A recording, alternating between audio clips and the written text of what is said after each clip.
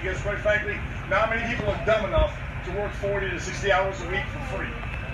When I get a gator, they generally come here overnight. They'll then be relocated to a wildlife preserve down in Homestead. They can never truly go back to the wild. Any nuisance alligator that exceeds 4 feet in length, according to Florida state law, must be kept in captivity or be destroyed. Only 2 options. The preserve is the best we can do for them. They tried to relocate these guys years ago when they were highly endangered. Gator-rated dogs, they put them 50 miles out in the Everglades. 2 months later, your new puppy would vanish. Same gator found his way home. They'd relocate him again to a more remote section of the Everglades. 3, 4 months later, he's back at your house. I had a girlfriend like that one time. No, we finally got rid of her. Thanks, man. Love how you laugh like it didn't happen. That's cute. Now, what we do in this pit is alligator wrestling. There's 3 or 4 guys who volunteer their time here to do these shows. We're not employees of the park due to liability, just like with the trappers. The only money we do take in, believe it or not, does come through the tip baskets you see along the fence line. On the 2 days a week that I'm here, that money goes to the rescue. That's what I use to pay for the food, the vet bills, buying the gators from the other trappers, enclosures for sick and injured animals, equipment to catch these guys, etc., etc. Now, the alligator wrestling we do is not like wrestling on television. Some people really think there's going to be like headlocks and body slams, and young boys get disappointed from the gators you see me catching the show and the gators in this pit. If you see me walk near a wild alligator like this, he's going to do 1 of 2 things. You don't count. Go ahead, just step on his head. That's great. If you see me get this close to a big wild alligator like this, he's going to do 1 of 2 things. Either make a mad dash to get away, whip that tail faster than I could ever hold it, that's for sure, or he's going to dive into the water or turn around and try to bite me out of self-defense if he thinks I'm a threat. What are you doing, big man? What are you doing, big man? These guys don't do any of that. Why is that? Because they know 2 things. No such thing as too long. When the food chases them, they'd much rather be here than in the preserve, trust me. They know that, 1, they're not going to win the fight. We've been down that road a few times, primarily when I caught them. But most importantly, they know I'm not going to hurt them. Once that kind of sinks in, there is no motivation to make those huge, explosive, energy-sapping moves you see the wild alligators make on television. Having said that, it doesn't mean we're friends and we take windy walks together. It doesn't mean he wants to do a show. I've probably been bitten 40 times in my life. Once while trapping. I trap a heck of a lot more than I wrestle. Almost every other time I've been bitten, it's while wrestling. We do stupid things when we wrestle, like put your hands in a gator's mouth and whatnot. I've had both my hands bitten multiple times. I've actually been bitten in the head 5 times, but it hasn't really affected me. I've actually been very lucky with that. I've been bitten in the foot. I've been bitten in the knee. I've actually been bitten in the head 5 times, but it hasn't really affected me, so I've been very lucky. I've been bitten in the arm. I've been bitten in the shoulder. I've actually been bitten in the head 5 times, but it hasn't affected me, so I've been very lucky with that. Now I'm going to grab this guy by the tail. Try to drag him over there for you guys. Unless you want to walk, son. Thanks a lot. Appreciate it. Where Michelle at? 8,000 pounds. He probably weighs about 200 pounds. And as you can see, thrilled to do the show. Again, if I had a wild alligator like this, he'd either whip his tail so hard that I wouldn't be able to hang on to it, or he'd spin around and try to bite me.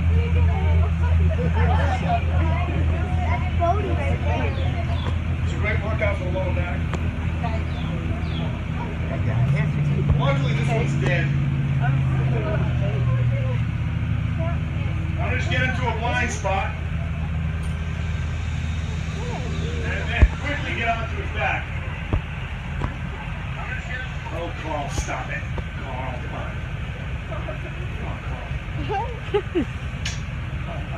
All right, now if you're a Seminole warrior, let's say in the late 1800s, you went out and caught yourself an alligator. First thing you want to do is tie the jaws shut.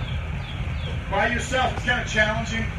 You do need 2 hands, tie a good knot, but something has to hold that mouth closed while you're doing it, or you risk losing your fingers in the process. So the Seminoles came up with a technique we now refer to as bulldogging. Holding the jaws closed with your chin in your chest. That'll free you. Don't look at me like that, it'll work. It'll free your hands up and give you time to take out leather or rope and tie a knot. If you want to get a picture, wait till both arms go out to the side, or you see the blood pouring down my throat. It's usually when I tell the kids to stay in school. Really, stay in school. They're talking to you. Okay, take your pictures quickly, please. Take out your rope. a couple wraps, tie a knot, and you have yourself a caught and tied alligator. Now, judging by the complete lack of applause, I'm going to assume you guys are not really impressed with me or the alligator right now. Yeah, great. That's worse. Nothing better for my ego than pity applause. I appreciate it. If you're looking for me after the show, I'll be checking into therapy. All right, I'll try to redeem myself in a minute. In the meantime, we're going to touch on a few different parts of the alligator's anatomy. The eyes of the alligator are very well protected. He's got very deep eye sockets. Anything threatens his eyes, they drop to the bottom of the eye sockets out of the way of harm. These bony, leathery eyelids come down to help protect the lower eyelids like you and I have. He also has a third eyelid called a nictitating membrane. It's a little transparent lens you may see move from front to back when he opens his eyes. It acts to clean dust and debris away from the eye. Also acts like a pair of goggles for the alligator in the water.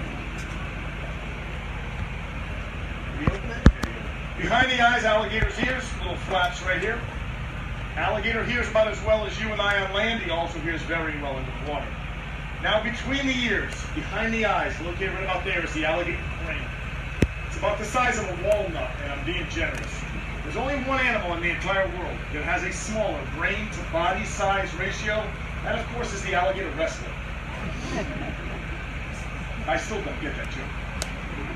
No, I'm going to figure it out. It's hot. Probably not today, but I'll figure it out.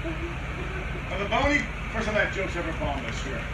Bony plates you see in the back are called scutes. These bony osteoderms do two things for the alligator. One, it's armor plating. It protects them from predators and other alligators during the mating and territorial disputes. More importantly, it acts as a solar panel. The alligators lay out in the sun with that dark black skin. The sun beats down, heats up that skin, and those scutes, which are covered in little blood vessels, the blood will heat up, circulate through the body, increasing the energy and metabolism. You'll notice I said the skin was black and not green. Almost every t-shirt, cartoon, painting, stuffed animal, rubber toy, high school, college mascot you've ever seen of an alligator, almost always green. I'm not too bright, but that's not green, that's black. And I've been talking with the guys who are getting sick of it. That stuff stops today. You kids draw an alligator, you better get a black crayon, not a green crayon, because I like to scare children.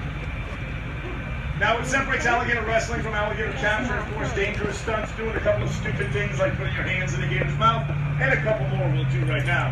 Don't do it. No, I got this. First trick, Florida smile. Gonna open the alligator's mouth, showing all 80 teeth. He's got 40 on top and 40 on the bottom. Yes, you do. I counted. I counted. If you look in the back of the throat, it appears he has little to no throat opening. He's got, yes, no throat opening. Good job.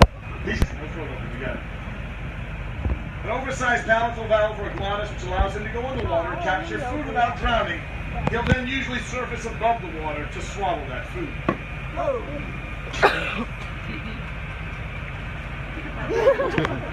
It's 7, right? Hey, you know without me you'd be a suitcase, right? Wear my shoes. Dude, you're not funny. Apparently I'm not either. Okay, last trick we're going to do is what's called a face-off. Because if I mess up... Face off. So I'm also going to... Don't take too much excitement. This is also going to show you exactly what a bachelor's degree in psychology is now worth from the University of Massachusetts. My parents wasted a lot of money on college, don't really appreciate the fact I make bad jokes about me. My dad's always telling me to give him his money back, and even if I had it, that would never happen. Alright, here we go. Nice and easy, little man. He likes to make it look dangerous sometimes. He's kind of showing. You're overacting again, man. Listen, I'm pretty sure at this point in time, these people know that you and I cuddle in bed together at night. Tiger, you.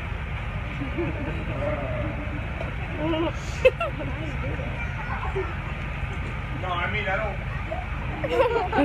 No, I mean, not really. You know, I don't really. Who did that?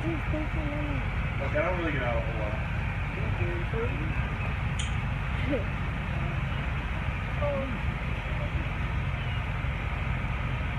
Sometimes people clap. Hey, I found my keys. This smells great, by the way. That's enough of that stuff. Get off the alligator or let him get out from underneath me, and that will be the best part of the show for me, probably for him too.